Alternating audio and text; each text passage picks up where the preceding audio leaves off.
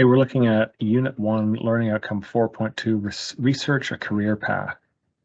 So we actually want you to do this. So I've typed in ICT Help Desk Technician into Google, and I've clicked on the first link. And let's see what it says.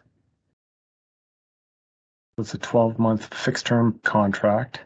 You're doing first, second, and third line support. You'll learn about that later in Unit 5.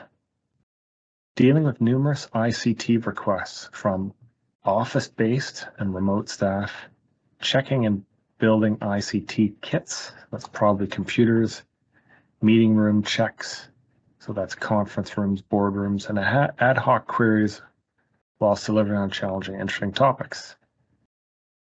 So you'd be self-motivated, priority-focused, excellent customer service skills, by email, phone, instant message, and face-to-face demonstration. Positive attitude, motivating and influencing others during busy periods. So we'll be receiving tickets via email, phone, instant message, and some instances face-to-face. Some of the things you need to know possibly are ITIL and ISO 20000.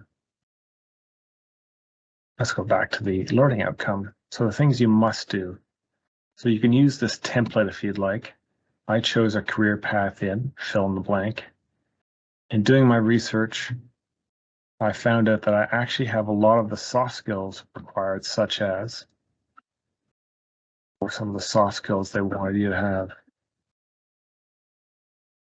Positive attitude, motivational, and influencing.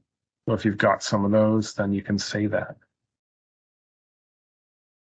I found out that I need to, and then you learn to program in, or that you need to know things like ITIL. Let's click on a different one and see some of the things you might need to know.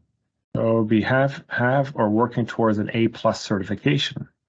Knowledge of Windows operating systems, networks, email systems, hardware, and software. So that would be a great thing to stick in the second blank.